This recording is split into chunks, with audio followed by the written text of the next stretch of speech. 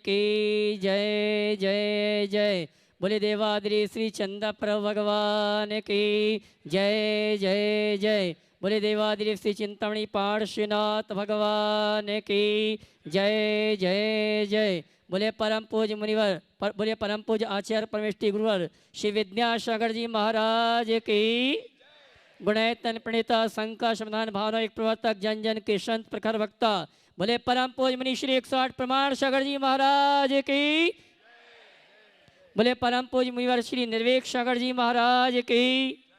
बोले परम पूज मुनिवर श्री शीतल सागर जी महाराज की।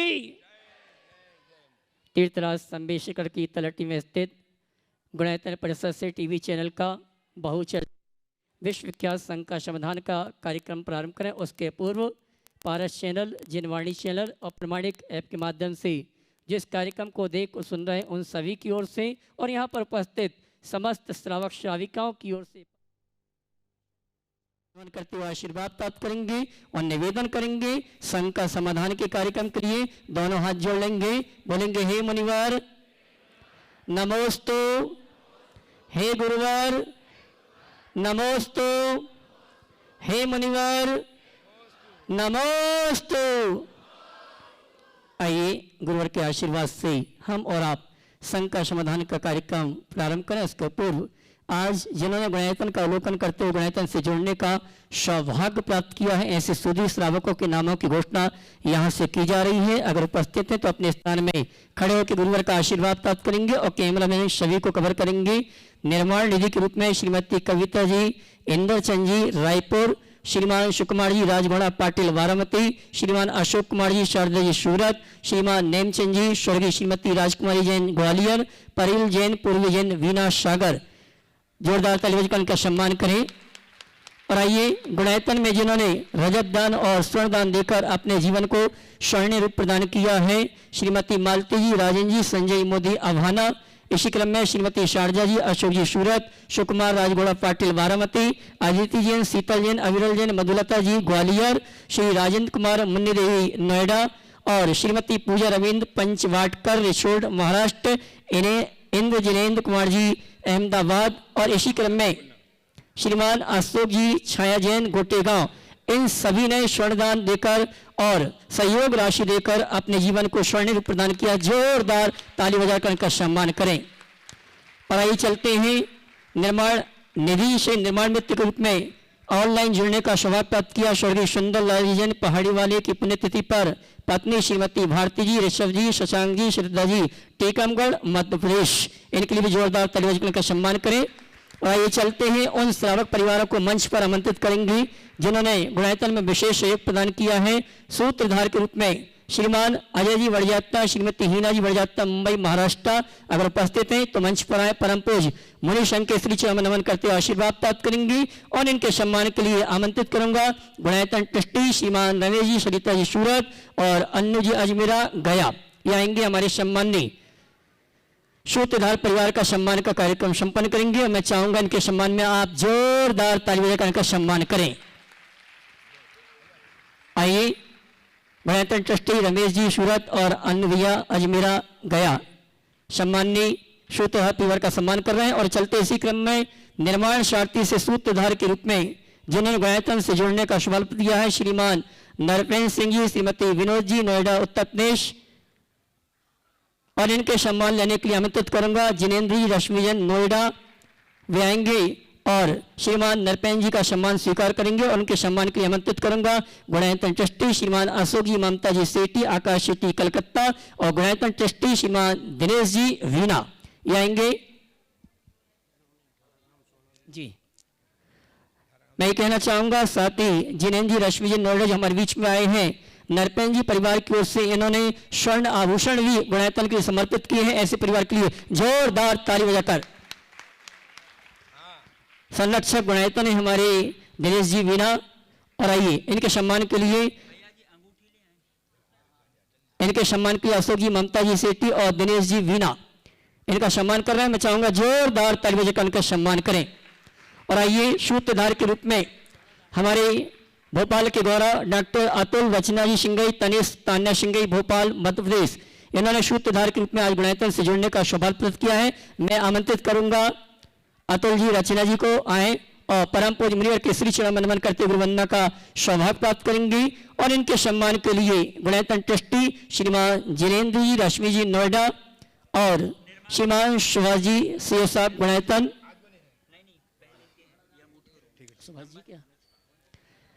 श्रीमान एनएलएन साहब कोषाध्यक्ष गुणायतन ये आएंगे। हमारे सम्मानी डॉक्टर अतुल जी रचना जी सिंघई परिवार इनका सम्मान का कार्यक्रम संपन्न करेंगी।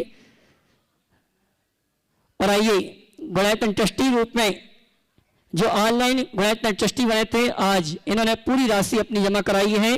पारस केमिस्ट परिवार से उषा वेन जी, सुरेंद्र कुमार जी सहाय, सुरेंद्र कुमार जी, नवनीत लाल जी सहाय, सौरभ सुनेश सहाय, शीतल सौरभ सहाय, सूरत गुजरात हमारे बीच उपस्थित हैं, जिन्होंने ऑनलाइन गुणायतन ट्रस्टी के रूप में जुड़ने का सौभाग्य प्राप्त किया था, आज हमारे बीच उपस्थित हैं। मैं सम्मान से मंच पर आमंत्रित करूंगा, वे आए मुनि संघ के श्री चरण नमन करते हुए आशीर्वाद प्राप्त करेंगे। और उनके सम्मान के लिए मैं आमंत्रित करूंगा गुणायतन परिवार से श्रीमती चंद्रिका जी पाटनी रांची और गुणायतन ट्रस्टी बहन वंदना जी सागर ये आएंगे। सम्माननीय पारस केमिकल परिवार उनका सम्मान का कार्यक्रम संपन्न करेंगे और जोरदार आप ताली बजाकर उनका सम्मान करें।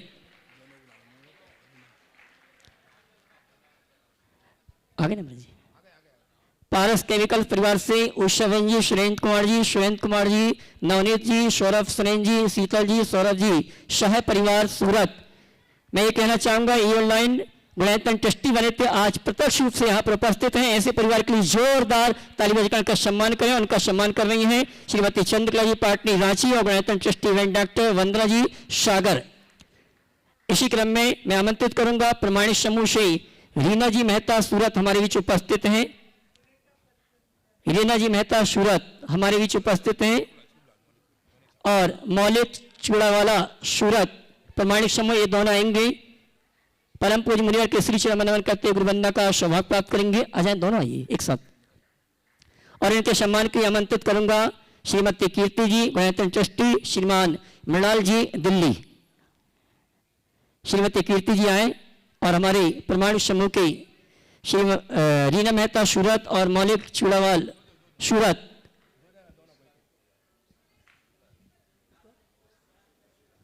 हाँ जी गुणायतन ट्रस्टी घीशुलाल जी बाकलीवाल मुंबई ये आएंगे। हमारे सम्माननीय प्रमाण समूह के इन युवा साथियों का गुणायतन परिवार की ओर से सम्मान का कार्यक्रम संपन्न करेंगे। मैं चाहूंगा ऐसे परिवार के लिए आप जोरदार ताली बजाकर उनका सम्मान करें। रीना जी मेहता उनका सम्मान चल रहा है और उनका सम्मान कर रही है कीर्ति जी गुणायतन ट्रस्टी मेट्रो दिल्ली और मौलिक जी चूड़ावाला सूरत। उनके सम्मान के लिए मैंने आवाज दी है गुणायतन ट्रस्टी श्रीमान घीशुलाल जी वाकलीवाल मुंबई। और ये चलते हैं संघ का समाधान का कार्यक्रम हम और आप प्रारंभ करें। श्रीमान प्रमोद जी, इंद्राणी, अनूप जी दिल्ली सहदरा इन्होंने स्वर्ण आभूषण प्रदान किए। अपने स्थान में खड़े होकर गुरुवर का आशीर्वाद प्राप्त करेंगे। कैमरामैन सभी को कवर करेंगे। और आइए चलते हैं संघ का समाधान का कार्यक्रम हम और आप प्रारंभ करेंगे। और प्रथम संघ का लेकर आ रहे हैं गुणायतन ट्रस्टी श्रीमती उषावन सुरेंद्र कुमार सहाय सूरत गुजरात। उसके बाद तैयार रहेंगी कुमारी आर्य सिंघई डॉक्टर अतुल जी सिंघई परिवार भोपाल छिंदवाड़ा। श्रीमती उषावन जी तैयार हो जाए। अगला परिवार तैयार रहेगा।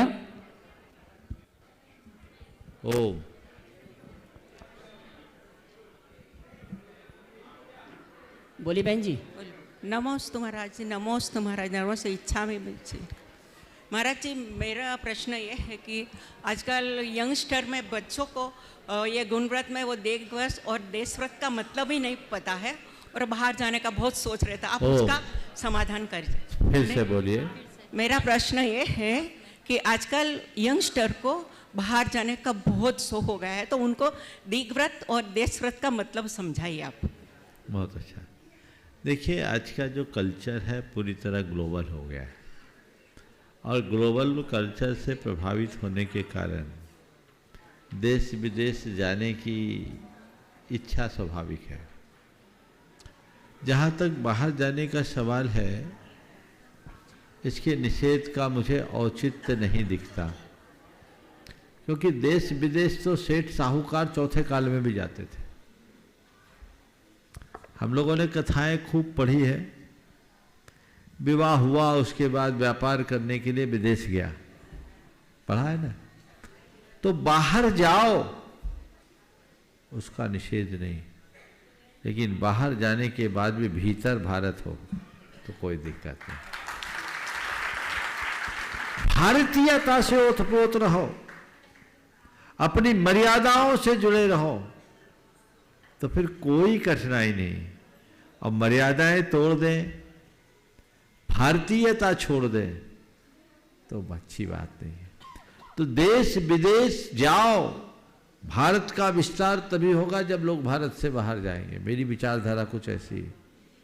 लेकिन तुम दुनिया में कहीं भी रहो, तुम्हारी जड़ यहां होनी चाहिए। दिक्कत बाहर जाने से नहीं है, दिक्कत बाहरी बन जाने से है। मैं पुनः दोहरा रहा हूं, दिक्कत बाहर जाने से नहीं, दिक्कत बाहरी बन जाने से है। इसलिए बाहर जाने का योग मिले जाओ, लेकिन मन में भारत को बसाए रखो। अपने धर्म, अपनी संस्कृति, अपनी परंपरा से बंद करके यदि दुनिया के किसी भी कोने में रहोगे, भारतीय होने की छाप छोड़ कर आओगे, और ये भारत के विस्तार में सहायक भी हो।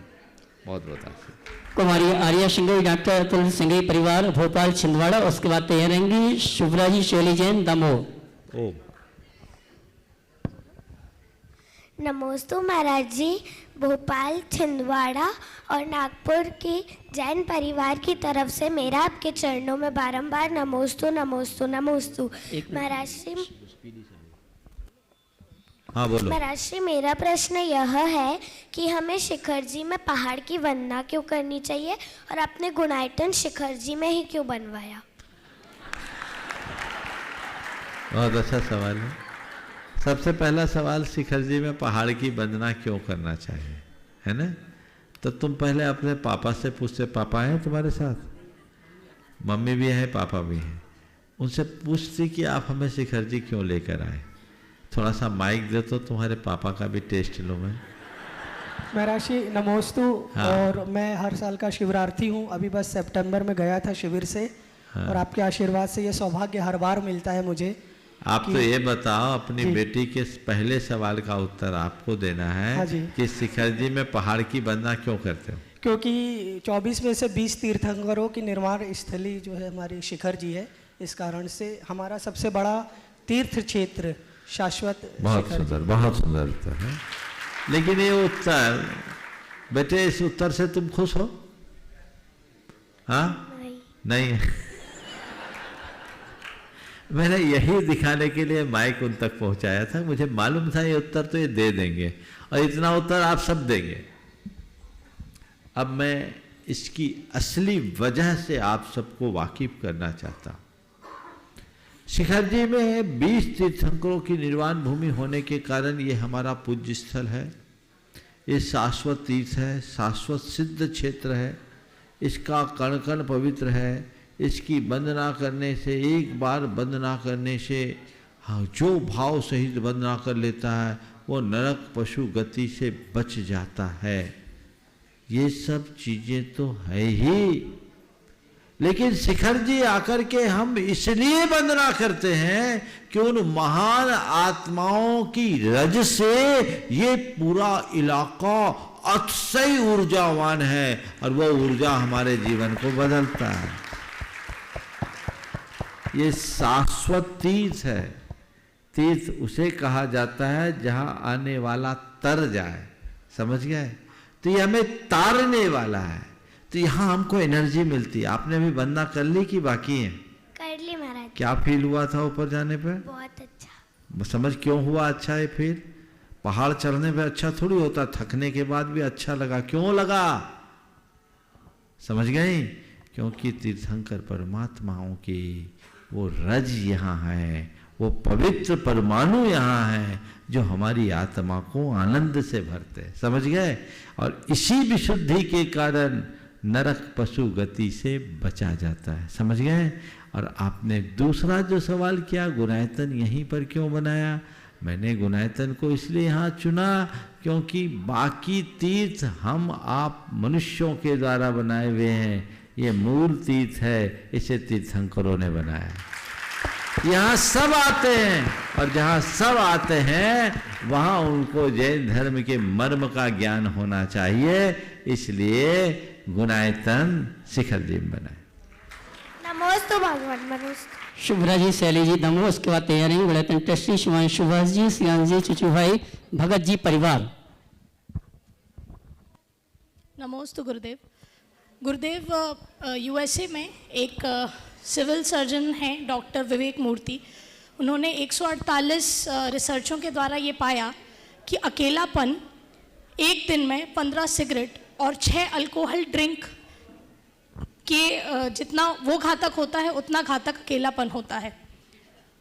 और अकेलापन इतना बढ़ गया है कि बहुत से विकसित देशों ने लोनलीनेस मिनिस्टर या सामाजिक मिनिस्टर जैसे नए पद निकाले हैं जो इस पर काम करते हैं कि सामाजिक संबंध हमारे अकेलेपन को कैसे दूर करें। पर इसके विपरीत जो बढ़ता प्रचलन है कि जब आप किसी लक्ष्य की ओर हो या किसी जैसे उदाहरण के तौर पर कॉम्पिटिटिव एग्ज़ाम, तो आपको अकेला रहना, एक कमरे में रहना और सभी सामाजिक संबंधों से इतनी दूरी रखना कि लोगों को आपके लक्ष्य का पता ना चले।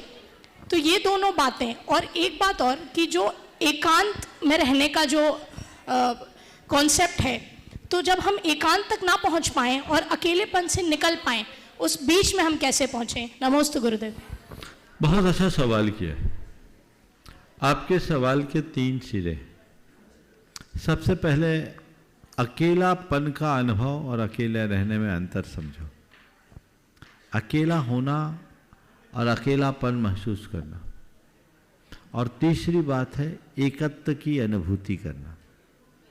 ठीक है, अकेला, अकेलापन और एकत्व।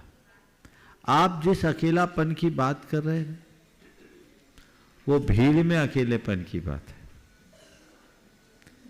बेटा घर से बाहर गया, पिताजी ट्रेन में बिठा के आए, बॉम्बे के आईआईटी में उसका सिलेक्शन हुआ, ट्रेन में बिठा के आए हैं और आने के बाद चेहरा बुझा बुझा।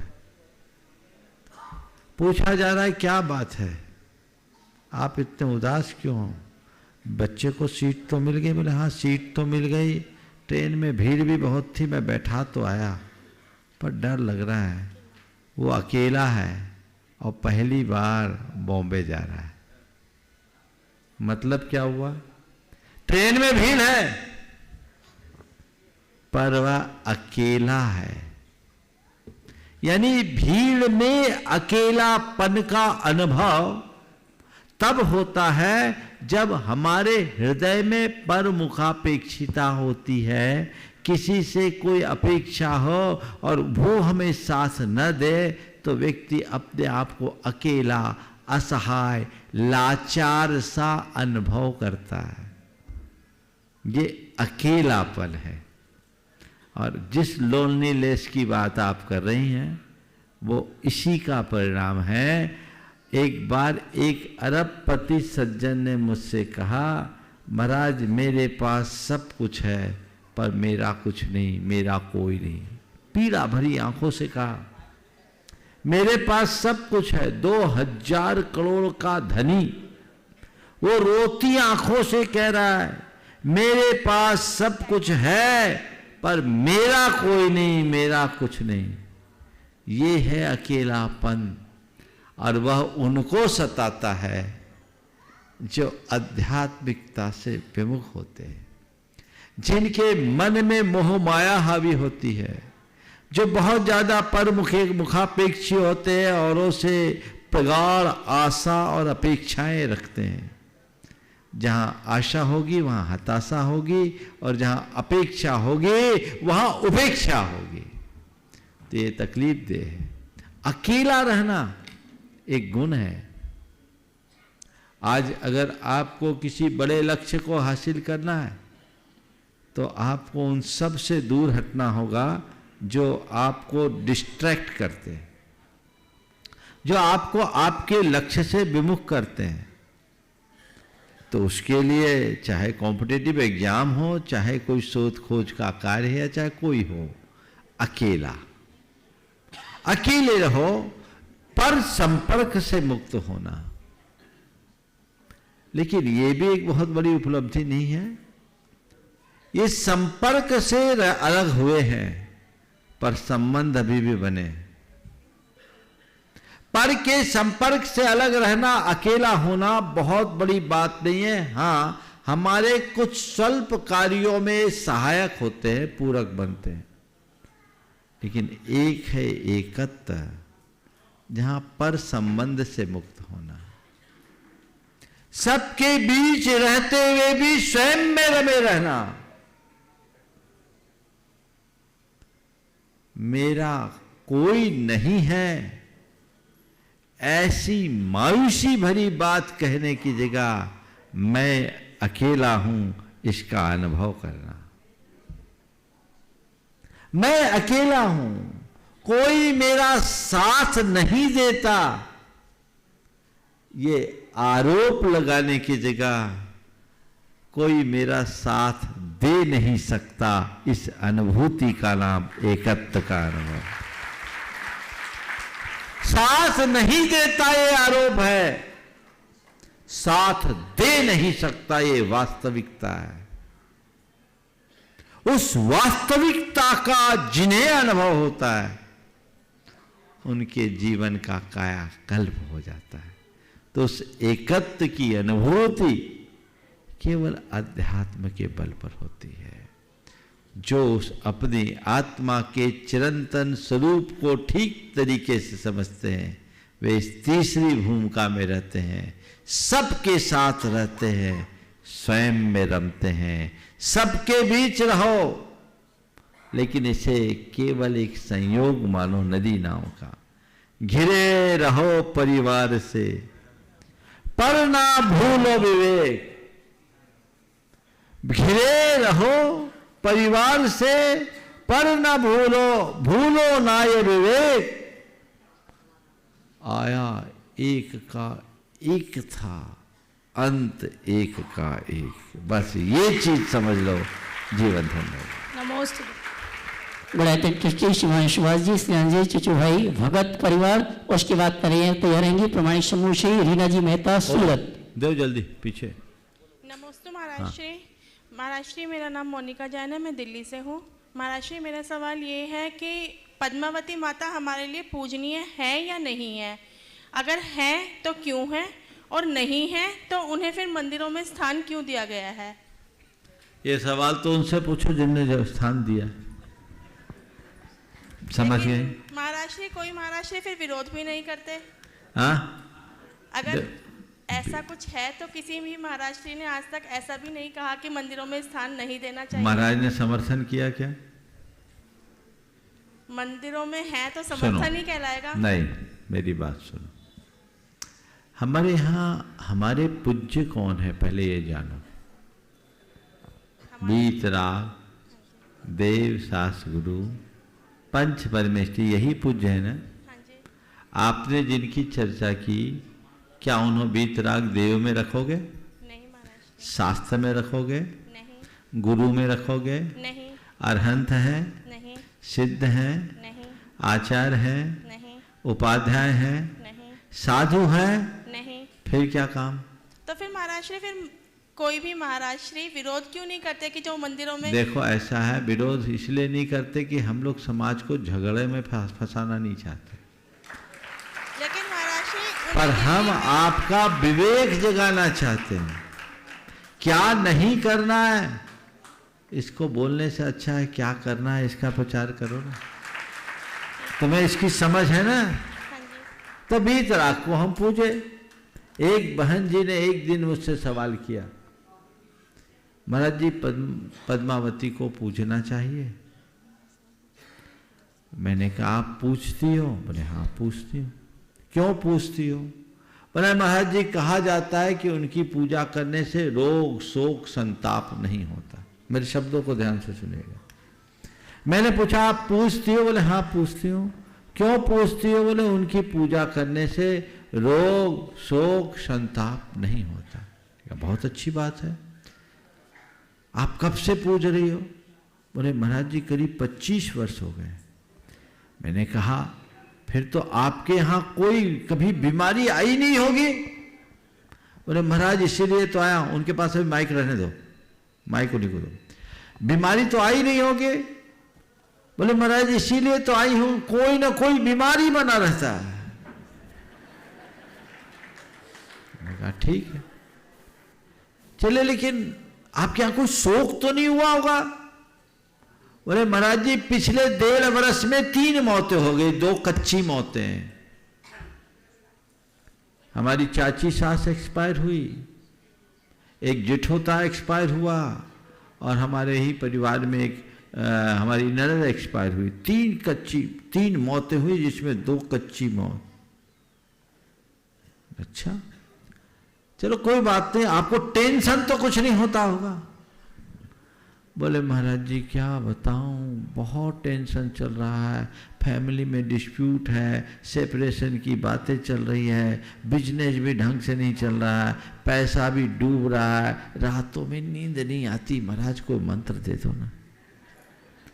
हमने कहा बहन जी अब आप ही बताओ, आपने कहा उनकी पूजा करने से रोग शोक संताप नहीं होता, तो तुम 25 वर्ष से पूज करके भी रोग शोक संताप नहीं मिटा पाई, तो दूसरे का कैसे मिटेगा?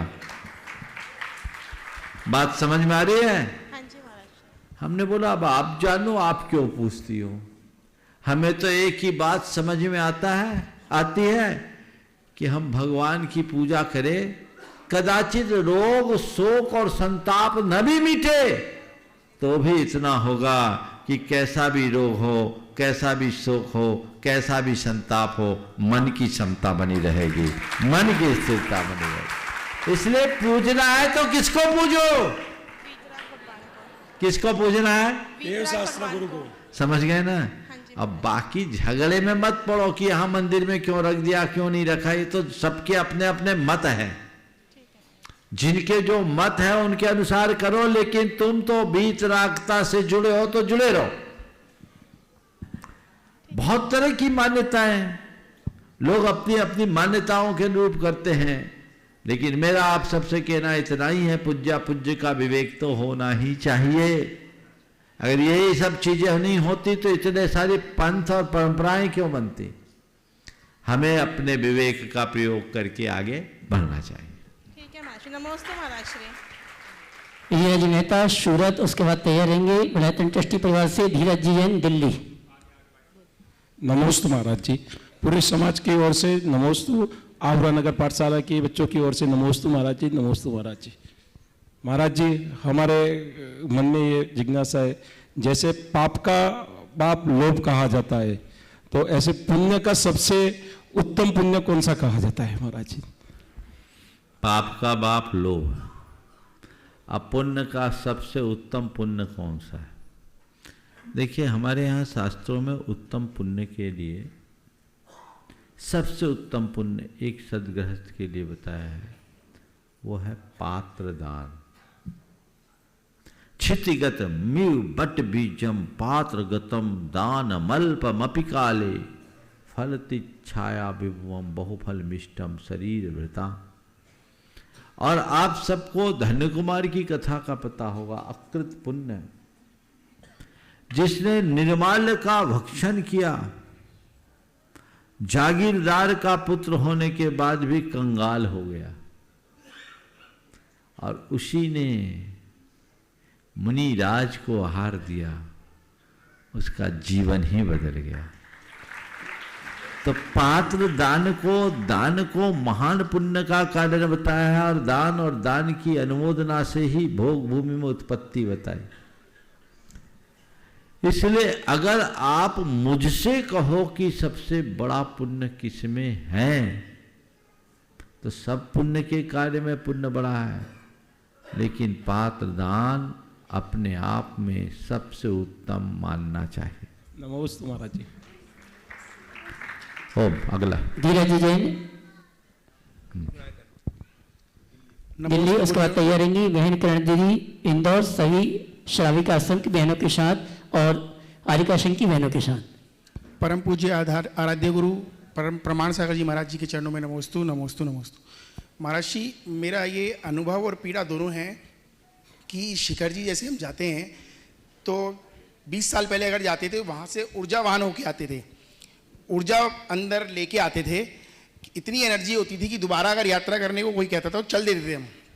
लेकिन अभी के समय में जितने लोगों से मेरी आते हुए बात हुई तो सब कह रहे हैं पैरों में दर्द हो गया, ये हो गया, वो हो गया।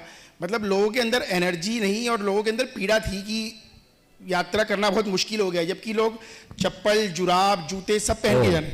इसकी एक वजह है, पहले कोई साधन नहीं दिखते थे, आप पैदल जाते थे।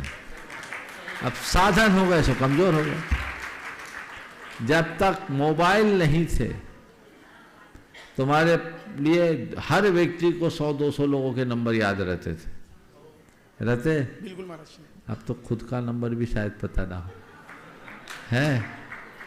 कैलकुलेटर नहीं था, उंगलियों पर सारा गणित हो जाता था। अब 3, 2, 5 जोड़ने के लिए कैलकुलेटर। तो क्या है, एक कारण ये कि साधन दिखने लगा तो फिर शरीर कमजोर लगने लगता है, बोला चलो बैठो, हो गया। दूसरा, कोविड का भी कुछ प्रभाव हो सकता है।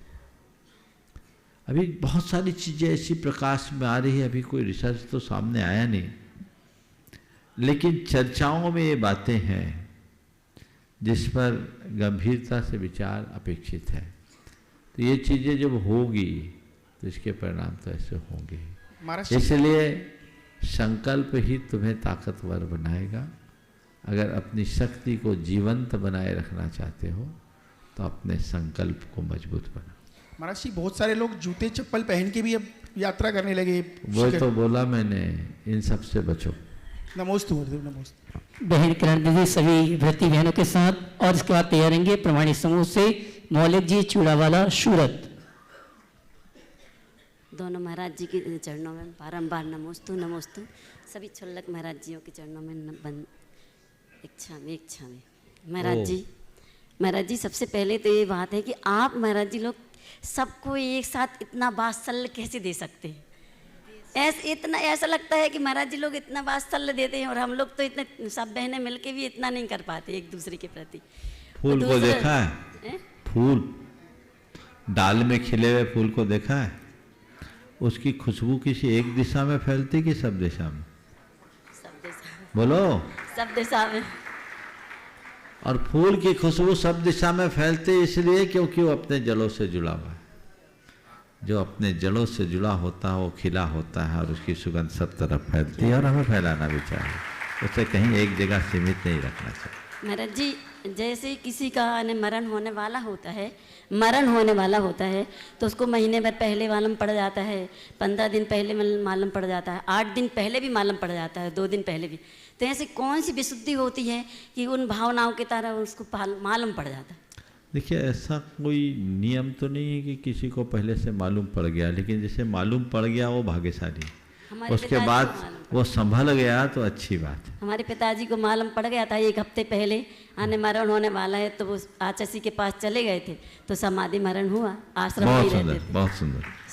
मौलिक जी चूड़ावाला सूरत प्रमाणित समूह से, उसके बाद तैयारेंगे अनुपमा जी हंसा जी भोराबाद मुंबई। नमोस्तु महाराज जी, नमोस्तु नमोस्तु। महाराज जी, हम कभी कभी स्वाध्याय करते हैं तो मेरी तार्किक बुद्धि कभी कभी उसके सामने अपोज करती है। तो मेरा एक छोटा सा क्वेश्चन है, तो अपने जैन धर्म में इतनी प्रगाढ़ श्रद्धा कैसे बनाए जैसे सम्यक दर्शन अच्छी तरीके से डेवलप हो जाए? बहुत अच्छा सवाल है। जैन धर्म में अपनी श्रद्धा को प्रगाढ़ कैसे करे? तो श्रद्धा को प्रगाढ़ करने के लिए एक ही उपाय, मूलभूत बातों को पकड़ो और उसको देखो कि ये हमारे लिए कितना प्रैक्टिकल है और कितना प्रभावी है।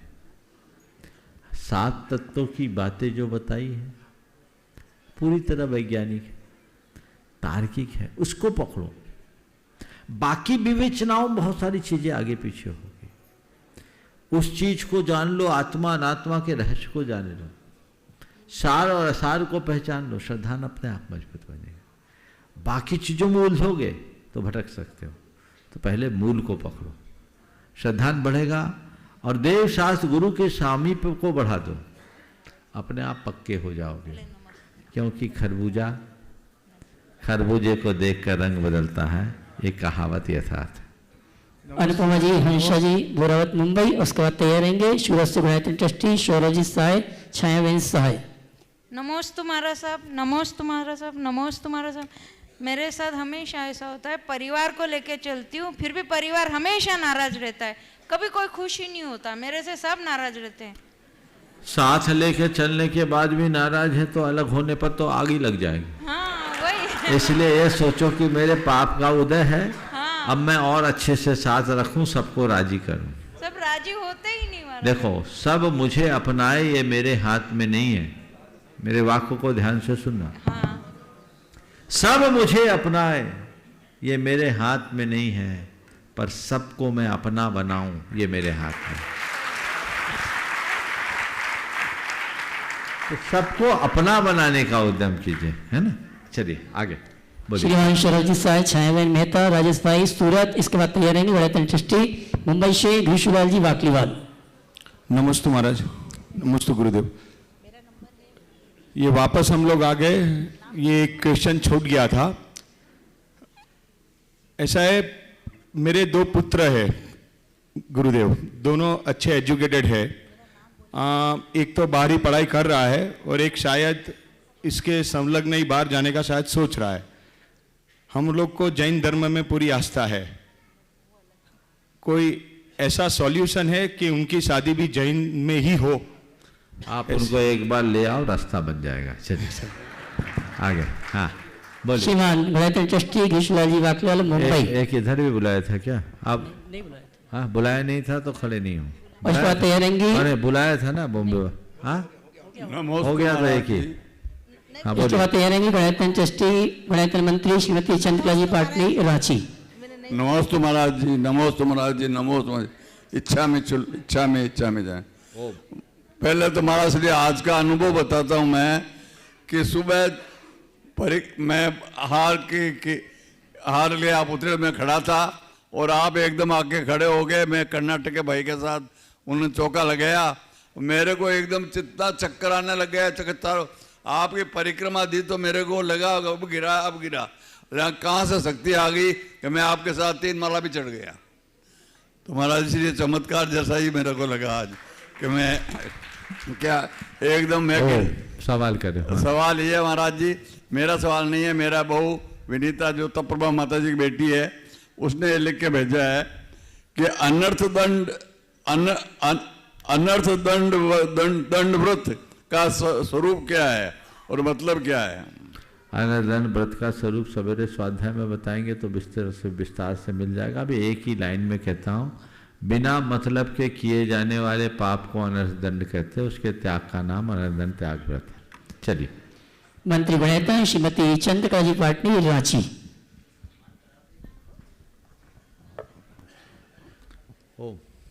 मेरी तरफ से, जगत के सब्जियों की तरफ से, मुनि राजों के चरणों में नमोस्तु, छुल्लक जी महाराज के चरणों में इच्छा में। महाराज श्री कहते कि पर्वतराज की वंदना करने से त्रियंच और नरक गति का मतलब नरक गति में नहीं जाते, लेकिन ऐसे लोग भी अगर कोई कारणवश गलत संगति में पड़ जाते हैं, उसके बाद वो गलत कामों में संलग्न हो जाते हैं, तो क्या फिर भी दुर्गति के पात्र नहीं बनते? देखिए ऐसा है, भाव सहित बंदे जो कोई, ताहे नरक पशु गति नहीं हो। और जो भाव सहित बंदेगा उसकी परिणति सुधरेगी, और जिसकी परिणति सुधरेगी वो दुर्गति में क्यों जाएगा? शिखर जी की वंदना करने के बाद भी जिसकी खोटी प्रवृत्तियां हैं, तो मान करके चलना उसकी वंदना अभी पक्की नहीं है, कच्ची है। वो भाव सहित नहीं वंदना, तो यहां आकर के भी नहीं सुधरे तो क्या पाए? नहीं तो आप लोग तो बढ़िया पाप करने का लाइसेंस मान लोगे शिखर जी की वंदना। एक बार वंदना कर आओ 7 खून माफ, ऐसा तो नहीं है। एक बार वंदना करने में 7 जन्म का पाप जा सकता है, जाता है, लेकिन जिसका पाप साफ होता है उसके परिणाम भी साफ होने चाहिए, तब तुम्हारा पाप साफ होगा। अगर परिणति नहीं सुधरी तो वंदना का मतलब क्या? इसलिए वंदना को उस दृष्टि से देखना चाहिए। स्वर्णाभूषण देकर अपने जीवन को स्वर्ण प्रदान किया श्रीमती कुसुम जी गौर झामर अगर उपस्थित हैं, अपने स्थान में खड़े होकर गुरुवर का आशीर्वाद प्राप्त करेंगे, कैमरा में कवर करेंगे। इसी क्रम में सूत्रधारक के रूप में गुणायतन से जुड़ने का अवसर प्राप्त किया है श्रीमान अकलम के जी, उषा जी पाटनी, प्रशांत जी, रत्ना जी, यतिन जी, अक्षण पाटनी, शेट्टी कॉलोनी, जयपुर। अगर उपस्थित है तो मंच पर आए, गुरुवर का आशीर्वाद प्राप्त करें। उनके सम्मान के लिए मैं आमंत्रित करूंगा श्रीमान एन जैन साहब, गुणायतन कोषाध्यक्ष। और आइए अगले शेष भाग के संचालन की मैं निवेदन करूंगा परम पूज्य शुल्लक श्री शोभ सागर जी महाराज से। इच्छामी सहित इच्छामी मुनि तरह के चरणों में बारंबार नमोस्तु। प्रश्नों के लिए सीधे चलते हैं मंचासीन मुनि संघ के चरणों में। और सर्वप्रथम निवेदन है परम पूज्य मुनिवर श्री निर्वेक सागर जी महाराज से कि अपने प्रश्न के माध्यम से हम सभी को लाभान्वित करें। नमोस्तु महाराज। ओम मुनि श्री को नमोस्तु करते हुए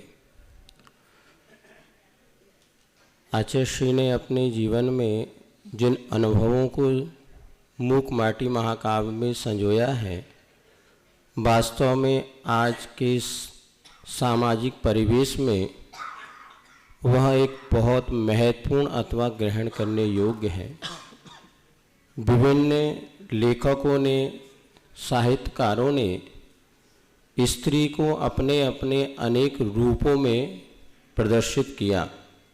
आचार्य महाराज ने मूक माटी में स्त्री शब्द के अद्भुत व्याख्या करते हुए एक स्त्री की महानता को प्रदर्शित किया और समाज में उसकी क्या भूमिका होनी चाहिए, बातें बहुत अच्छी तरीके से प्रदर्शित की। मात्र स्त्री शब्द की व्याख्या करते हुए आचार्य ने लिखा है स यानी समशील और संयम है, और त्रि यानी 3 अर्थ हैं। तो धर्म, अर्थ और काम, इन तीनों पुरुषार्थों में पुरुष को जो कुशल संयत बनाती है सो स्त्री कहलाती है। तो एक स्त्री अपने स्त्री इस शब्द की महानता को सुरक्षित रखने के लिए पुरुष को धर्म, अर्थ और काम पुरुषार्थ में कैसे संयत बना सकती है, ये व्याख्या आपके मुख से सुनने को मिले तो बड़ा उपकार होगा। नमोस्तु महाराज। बहुत अच्छा भाव प्रकट किया है महाराज श्री ने। स्त्री के प्रति गुरुदेव ने जो अपना चिंतन प्रकट किया है, ये अपने आप में बहुत ही मननीय है और परम पूज्य गुरुदेव के उदार दृष्टि को उद्घाटित करने वाला भी है। और ऐसा केवल गुरुदेव ने नहीं कहा, हमारे शास्त्रों में भी है। हमारे यहाँ लिखा गया है अर्धम भार्या मनुष्यस्य भार्या श्रेष्ठ तमा सखा भार्या मूल त्रिवर्गस्य भार्या मूल तरिष्यति। एक स्त्री उसकी अर्धांगिनी, वो उसकी सबसे श्रेष्ठतम सखा यानी मित्र है। वो त्रिवर्ग की मूल है, अर्थात धर्म, अर्थ, काम, इन तीनों पुरुषार्थों की धुरी एक स्त्री है। इसलिए जो अपनी स्त्री से जुड़ा है वही इस संसार में तर सकता है, ऐसी उक्ति हमारे शास्त्रों में है। आपने पूछा है एक स्त्री एक पुरुष को, दूसरे शब्दों में कहूँ एक पत्नी अपने पति को धर्म, अर्थ और काम, इन तीनों पुरुषार्थों से कैसे जोड़ सकती है। हम आप सबसे कहेंगे, पहले स्त्री पुरुष का बंधन किससे होता है, इस पे जाए। किससे होता है? स्त्री पुरुष का पारस्परिक बंधन कब होता है? विवाह है ना। और हमारे यहाँ विवाह को क्या बोला गया है?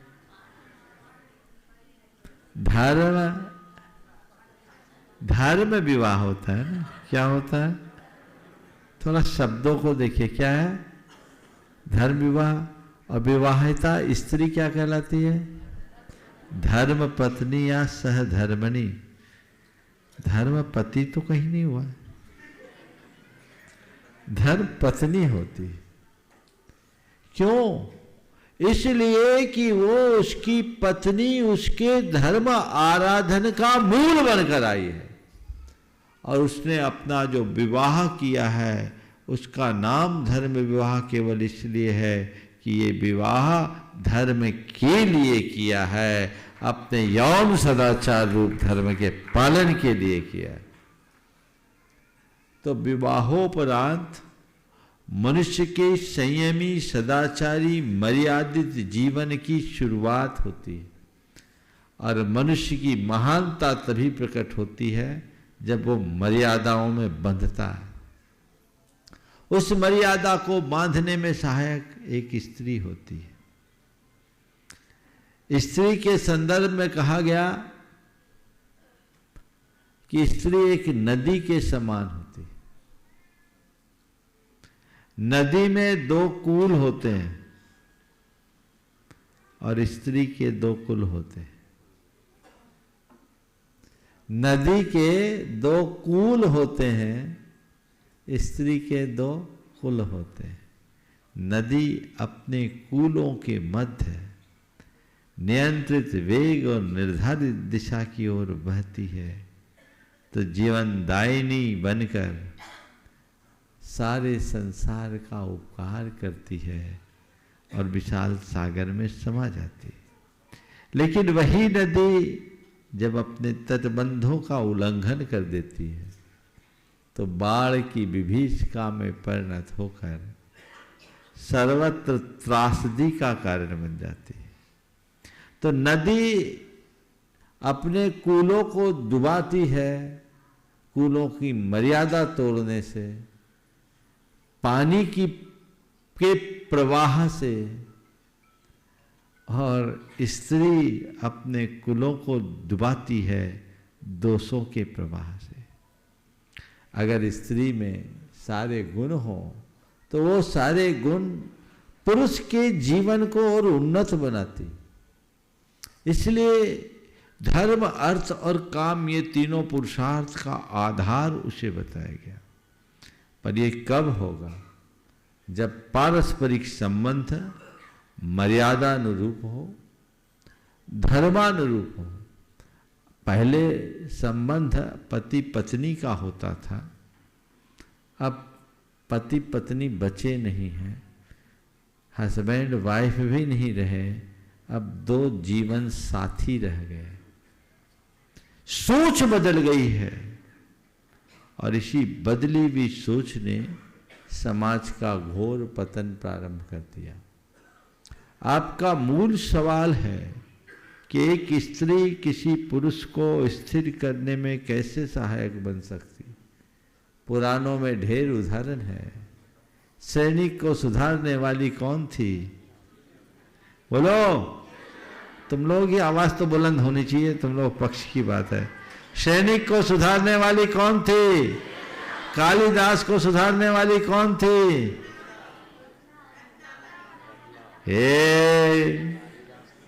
कौन थी कालिदास को सुधारने वाली? बोलो। सरस्वती। और तुलसीदास को सुधारने वाली कौन थी? रत्नावली। ये है उदाहरण। ये किस बात का प्रमाण है? काश इस सच्चाई को समझे और स्त्रियां अपने स्त्रियोचित गुणों को अभिव्यक्ति देना शुरू करें, तो आज भी संसार सुंदर बन सकता है। आप लोग बहुत भाग्यशालिनी हो। आप नारी नहीं, आपको नारायण की जननी होने का गौरव मिला है। नारी नारायण की जननी है।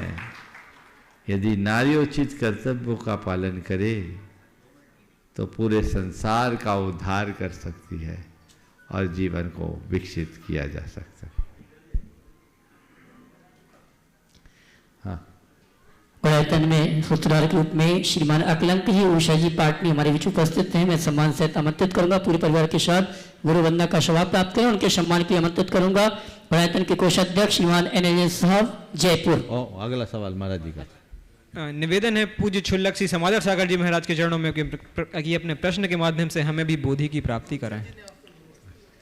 महाराज चरणों में नमोस्तु नमोस्तु नमोस्तु। महाराज जी, वर्तमान में बीमारियां बढ़ रही हैं और खान पान में हम लोग अनाज लेते हैं। अनाज जब किसान के यहाँ से आता है तो बाजार में आता है, पैकिंग होकर के आता है। आजकल लोग मेहनत कोई करना नहीं चाहते, सब पैकिंग चीज़ें खाना पसंद करते हैं। तो वर्तमान में अनाज किस प्रकार का लेकर के अपने शरीर को स्वस्थ रख सकते हैं? नमस्ते महाराज जी। महाराज श्री का कहना है पैक्ड फूड का उपयोग करना चाहिए कि नहीं। देखिए, पैक्ड फूड के विषय में बहुत सारी चीज़ें रोज प्रकाश में आती। खास इसमें भी दो रूप है, एक तो तैयार और एक रॉ लेने में कोई बुराई नहीं है, लेकिन उसको भी ठीक तरीके से सोचबीन करके लेना चाहिए। परंतु जो आजकल पैक्ड फूड का चलन आ गया है, अब तो फास्ट फूड और पैक्ड फूड का बहुत ज़माना तेज़ी से बढ़ रहा है। रेडी टू ईट का कंसेप्ट बहुत तेज़ी से बढ़ रहा है। ये सेहत के लिए बहुत हानिकारक है, धर्म की दृष्टि से तो है ही। मनुष्य को अपने खान पान के प्रति बहुत सजग रहना चाहिए और उसी सजगता के साथ अपने जीवन के क्रम को आगे बढ़ाना चाहिए। यदि खान पान में हमने अपनी सजगता खो दी तो हमें पूरी ज़िंदगी दवाई खाने के लिए मजबूर होना पड़ेगा। इसलिए आजकल तो सरकार भी इसे प्रवर्तित कर रही है, मिलेट्स को खाने के लिए बहुत ज़्यादा प्रेरित कर रही है। तो अपने खान पान के प्रति जागरूकता तो होनी ही चाहिए। समय आप सबका हो गया है, यहीं पर विराम। बोलिए परम पूज्य आचार्य गुरुवर श्री विद्यासागर जी। जय जय जय। ओम